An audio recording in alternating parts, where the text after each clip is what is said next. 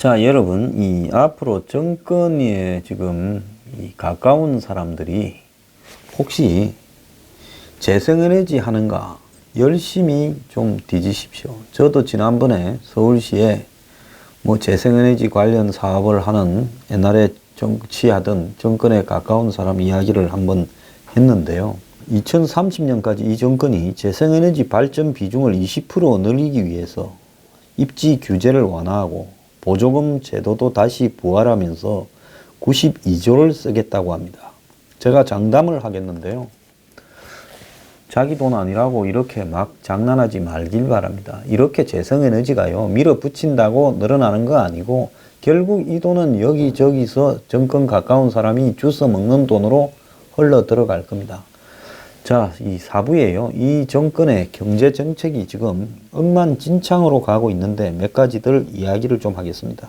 자, 정권은 집권 후에 한동안은 집을 방치하더니만 부동산을, 그 이후에는 집하고 원수가 진양, 한마디로 집은 사는 곳이지 투기의 수단이 아니다라고 하면서 지대를 용납하지 않겠다 어쩐다 하면서 과거에 무슨 이 지대론까지 거론하면서 달라붙었습니다. 그래서 많은 사람들은, 순진한 사람들만 집값이 떨어지겠거니 해서 집값 떨어지면 정말 전월세 난도 심한데 집 하나 사야 되겠다 생각을 했는데, 집값이 떨어지기는커녕 가격이 한두 달 전보다 더 뛰었다는 겁니다.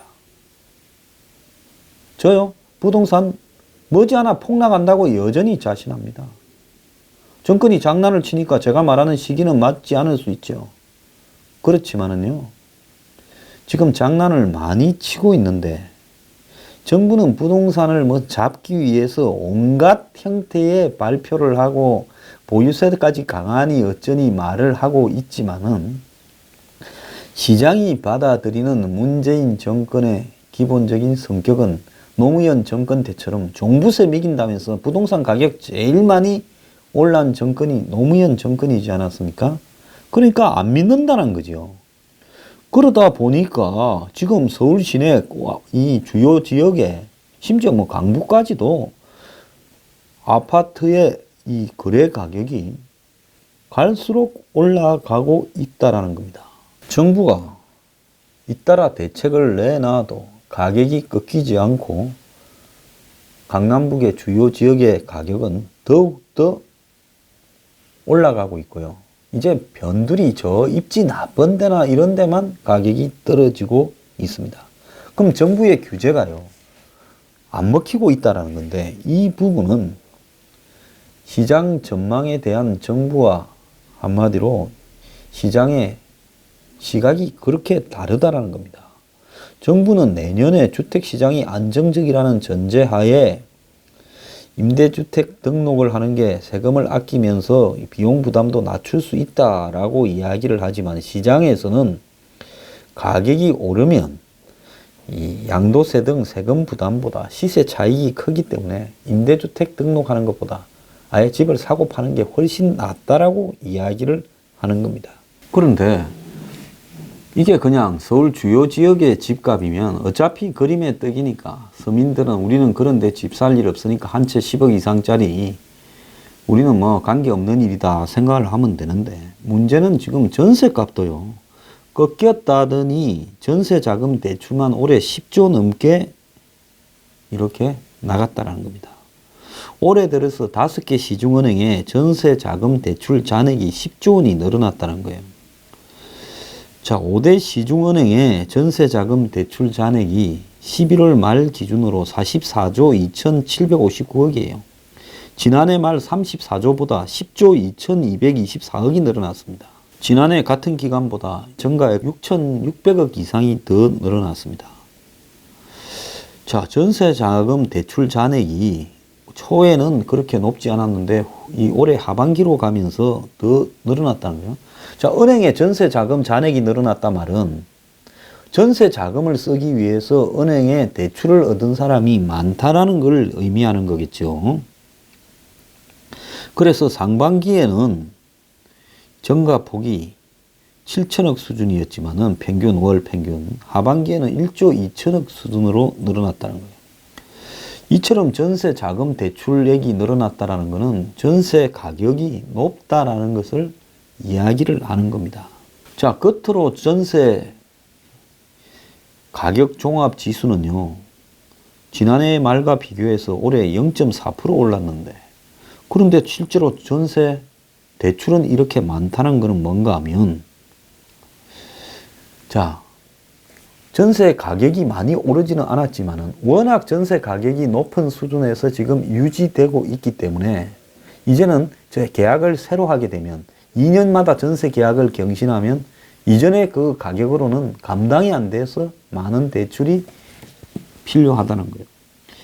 서울 시내 지난달 11월 달 기준 아파트 전세 가격 중위값, 즉 서울 시내 아파트 전세를 제일 높은 것부터 낮은 것까지 줄을 세우면 중간이 4억 2천만 원이라는 거죠.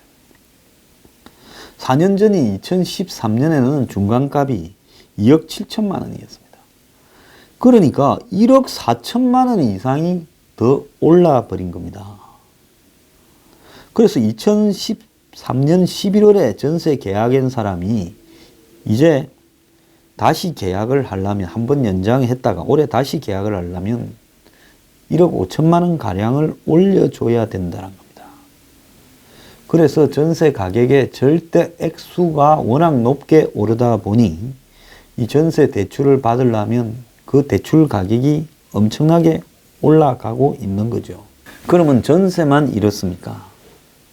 자, 집값도 오르고 전세 대출도 오르고 월세도요. 임차 가구 중에 월세가 이제 60.5%입니다. 전체에. 과거는 전세가 훨씬 많았는데 이제는 월세가 보편적이에요. 서울 평균 월세가 114만 9천 원입니다. 자, 114만 9천 원이면 없는 사람, 저소득층 한 달 소득인데요. 이거를 주고 월세를 살면 쓸 돈이 어디 있고 남아있는 돈이 어디 있겠습니까?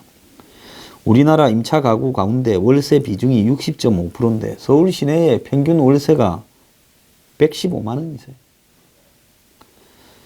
자, 그래서 임차 가구 중에 전세 비중은 39.5%, 이제 40%도 안 됩니다. 월세가 60.5%라는 거예요. 그래서 월세가 2012년에서 전세를 추월하기 시작을 했습니다. 과거는 전세가 훨씬 많았지요. 우리나라를 이 저소득층, 그 다음에 중간소득층, 고소득층을 나누어서 월세 비중이 10년 전보다 얼마 올랐냐 하니까 저소득층은 1에서 4분이 저소득층은 8%가량이 더 올랐어요. 그 다음에 5에서 8분이 중간소득층은 월세가 3.4% 올랐고 고소득층은 월세가 0.7%밖에 안 올랐습니다. 그러니까 없는 사람일수록 월세가 오른 비율도 훨씬 높다는 거죠. 이게 없는 사람이 갈수록 살기 어려워진다는 거 아니겠습니까?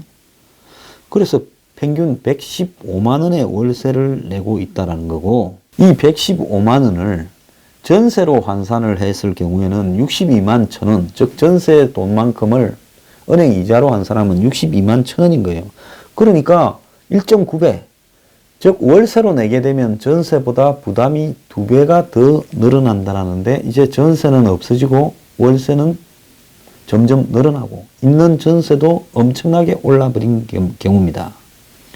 그래서 전국의 월세 부담 평균은 전세 부담보다 2.2배고요. 수도권 월세 비용 평균은 전세의 2배라는 겁니다. 2011년하고 2017년에 매매 가격 상승은 전국이 21.6, 서울이 14.3인데요. 전세 가격은 전국이 56.1, 서울은 54% 이렇게 했다는 겁니다. 자, 서민들이 월세를 살고 또 그보다 조금 나은 중산층들 중에도 전세를 많이 살고 국민의 절반 이상이 이렇게 월세와 전세를 사는데 이 사람들 비중이 이렇게 부담이 이렇게 증가되고 또 더 나아가서 집 한번 사보려니까 그래도 좀 괜찮은 지역의 집값은 천정부지로 오르고 있고 문 정권의 주거 정책은 지금 어디로 가고 있습니까? 자, 내년 1월 1일부터요, 최저임금이 7,530원이 됩니다. 16%가 올란 거죠. 16.4%가 올랐는데요. 거의 뭐 어마어마하게 올랐는데 이것이 지금 노동시장에 직격탄을 가져올 거다. 특히 중소기업이나 소상공인이 직격탄을 맞고 경영계도 찬바람이고, 그 다음에 정기상여금에 최저임금 포함을 놓고 노사가 격돌을 하게 될 거다라는 이야기까지 지금 나오고 있습니다. 자, 그래서 중소기업이나 소상공인들의 인건비 부담은 상당히 늘어서 영세 기업의 피해가 우려된다라고 지금 곳곳에서 이야기가 나오고 있습니다. 최저임금의 혜택을 받는 근로자는 463만 명으로 추정되는데 전체 노동자의 23.6%라고 보이고요. 그 다음에 노동계는 1인 가구 노동자의 표준 생계비 월 215만 원을 토대로 최저임금 만 원이 돼야 주 40시간 기준으로 월 소득이 209만 원이 간다라고 이야기를 합니다. 그런데 우리나라에서 1인 가구 월 생계비가 215만 원이라고 하면 이건 지나치게 높게 잡힌 거죠. 우리는 뭐 안 살아봅니까? 이런 식으로 저기 기준으로 해서 내가 생계비가 이만큼 들기 때문에 내 월급을 이만큼 달라는 거는요, 이건 적절하지 못한 거고 솔직히 거품이 포함되어 있는 사기라고 생각을 합니다. 없는 사람이 잘 사는 사람처럼 1인 가구 생존비를 계산을 하면 그건 계산부터가 잘못된 거죠. 내년에 최저임금이 적용되는 1인 가구 노동자는 월급 기준으로 월 209시간 기준으로 157만 3,770원을 받게 된다는 겁니다. 그래서 이제 앞으로 연차별로 이렇게 올려가서 3년 뒤에는 이제 최저임금 만 원이 되게 하겠다라는 이야기겠죠. 그래서 노동계는 2019년 최저임금을 또 이만큼 올려서 이번에는 거의 9,000원 이상이 되도록 한번 하고 그 다음에는 이제 만 원을 넘기겠다라고 보고 있습니다. 자, 이렇게 되다 보니까 지금 경기도 좋지 않은데 300인 미만의 작은 기업들은 최저임금 인상을 앞두고 긴축 경영을 해서 노동자들을 줄이고 자동화 시설들을 넣고 이런 부분에 굉장히 지금 몰두하고 있죠. 그래서 지금 최저임금 인상으로 고용 축소가 예상이 되고 무인 자동화 자본 투입도 확대되고, 안 그러면 제품 가격을 인상시키고 이런 방식으로 대응을 하려고 하고, 이 사람들보다 더 문제는 소상공인이라는 PC방, 편의점, 슈퍼마켓, 주유소, 그 다음에 이용업, 음식점, 택시, 경비, 숙박업 이런 부분에 대해서는 아예 지금 최저임금을 올리면 사람을 전부 해고를 해서 그냥 주인이 직접 하거나 사람 줄여서 버티겠다고 지금 하고 있는 겁니다. 그래서 인원 감축이나 심지어 편의점조차도 야간에는 지금 무인 점포 전환이 이루어지고 있습니다. 지금 대기업들도 문제가 된 게 최저임금에는 기본급, 직무수당, 직책수당 등 매달 1회 이상 정기적으로 일률적으로 지급되는 임금만 계산이 들어간 걸로 하고, 상여금이나 연장, 야간, 휴일 근로수당은 최저임금에 들어가지 않는다는 거죠. 그래서 경영계는 최저임금의 범주를 넓혀야지, 이렇게 되면 연봉 4천만 원 이상을 받는 사람들도 최저임금 혜택을 받게 돼서 기본급, 상여금이 인상이 될 수 있다라고 이야기를 하는 겁니다. 그러니까 기본급 기준으로 따지면 낮은데 휴일도 일하고 연장해서 일하고 하는 것까지 넣어가지고 연봉 4천이 되는 사람이 이제는 최저임금이라고 해서 가격이 오르게 되면 기업들은 그 부담을 어떻게 감당하냐는 거예요. 근데 요즘 대기업들 야단 났습니다. 자, 최저임금 인상으로 인건비 부담이 15조 2천억이 늘어난다고 이야기를 하고요. 문재인 대통령 주장대로 2020년에 만 원이 되면 최저임금이 81조 5천억이 늘어난다고 이야기를 하는 겁니다.